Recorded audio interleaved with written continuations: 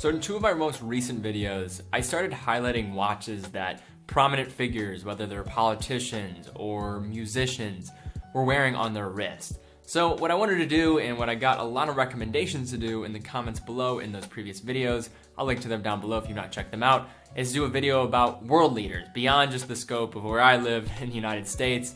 So I wanted to do that today. So what's going on, everybody? Teddy Baldessar here, and please do leave comments down below about other ideas around this type of series that we can do. I've gotten a lot of recommendations in prior videos in the comments, and I really appreciate you guys just kind of giving some thoughts on what you guys want to see so I could do it for future videos. But guys, let's jump into it.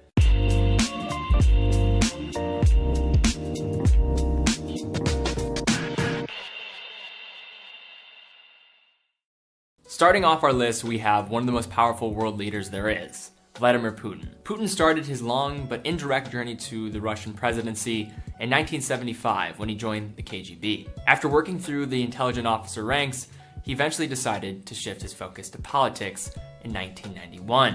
And in 1999, following the resignation of Russian President Boris Yeltsin, Putin assumed the role as acting president of the Russian Federation. Since then, Putin has had 4 separate terms as president, and most recently in 2018. Putin is known as a lover of watches, and you will often see him sporting several different brands.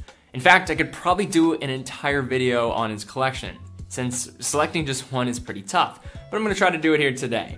He has famously worn Pateks, Blancpains. However, in this video, I want to highlight one of his most expensive and truly astonishing pieces, an Inlanga Nzona turbograph. The watch epitomizes autorology with its price point running north of $500,000.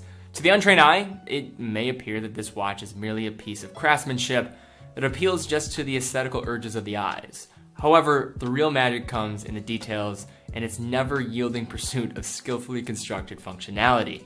The watch is a culmination of Langa's return in the 1990s, following decades of forgotten years in the 20th century. The watch comes with a case dimensions at 43mm by 16.6mm.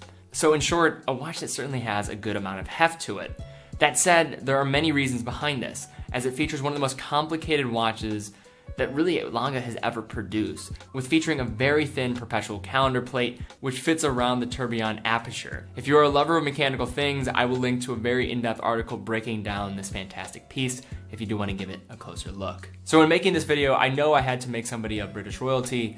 So when I was trying to decide who to feature, it was tough, but I wanted to only feature one, and I decided to go with Prince William. And when looking at Prince William's collection, I wanted to go against the approach I took for Putin and highlight a piece that holds more sentimental value rather than the amount of zeros on the end of the price tag. The watch is an Omega Seamaster 300 quartz midsize.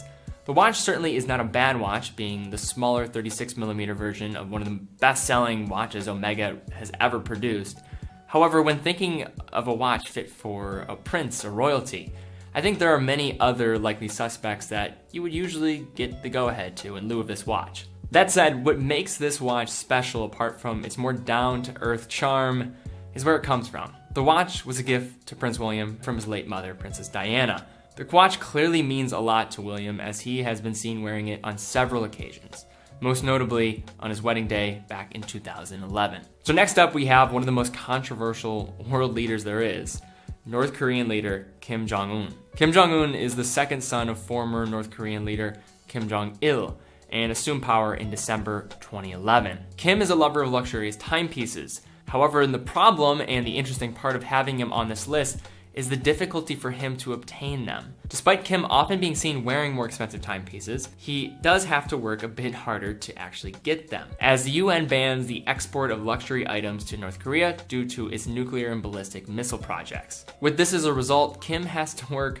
around these sanctions to get his hands on watches of his liking. That said, a less expensive watch has been seen around his wrist regularly, is a quartz Movado museum watch, an iconic watch design that has gone very mainstream since its conception in 1947, as it is a watch that you can go down the street and pick it up at your local department store. For our next individual on this list, we have someone that I was really not aware was this much of a watch lover until I saw him mentioned in the comments on a previous video of mine. Tenzin Gyatso the 14th Dalai Lama, despite his rather impressive watch collection, is still a man of humility and manages appreciation for mechanical objects with an ability not to overindulge. The Dalai Lama grew up with an interest in mechanical objects by deconstructing and constructing radios, watches, and electrical devices when he had some free time when he wasn't meditating or reading scripture. This fascination only continued to grow throughout his life, and even up till today, where he has a very impressive watch collection. However, there's one piece that stands out more than any other: his Patek Philippe reference 658. This watch holds significance for two reasons, one being its exclusivity as one of 15 watches of this reference ever produced by Patek.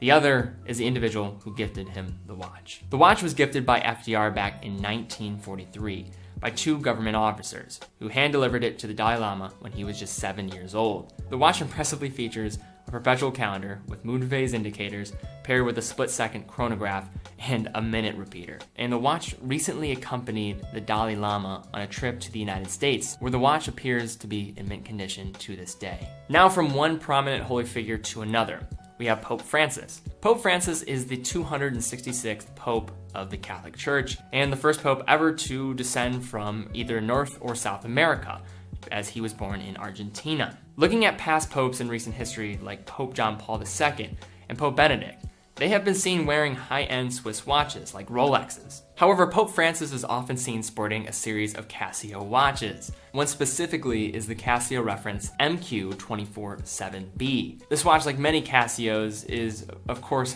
not very expensive, coming in at just around $10. So if you want to get a piece of your holiness, you can go ahead online and get it for $10. So I did a whole video about watches of US presidents, and I did not feature Donald Trump because I wanted to feature him in a future video. I think I could probably feature him again in another video because he has so many watches that he has been seen wearing, and he also has his own watch line.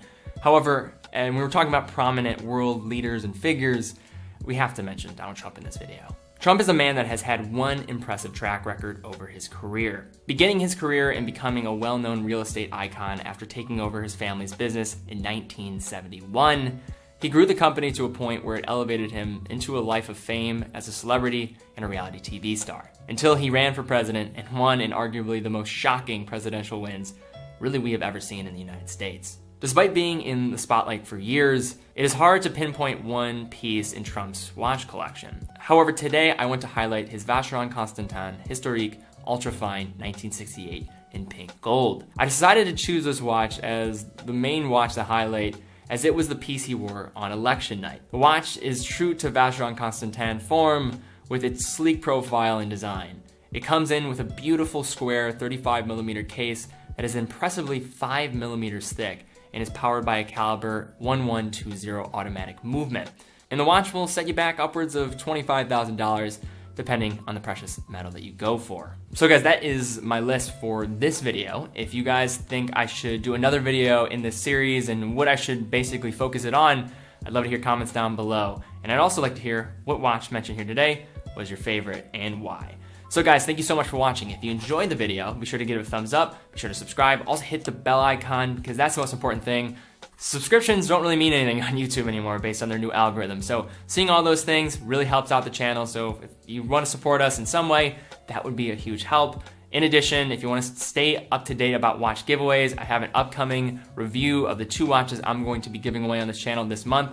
We have watches we give away every single month. So be sure to follow me on Instagram so you can see the announcement of those watches. Also, the form is down below. If you've not filled out that form in prior months to be part of the giveaway, I will have it down there in the description so you guys can go ahead and fill it out to have a chance to win. And if you want to support this channel, support this new generation of watch lovers that we're trying to foster up here, go check out our Patreon. Any support would be greatly appreciated. We also have some amazing perks on there as well. So guys, thank you so much for watching. Be well, and I will see you all very soon.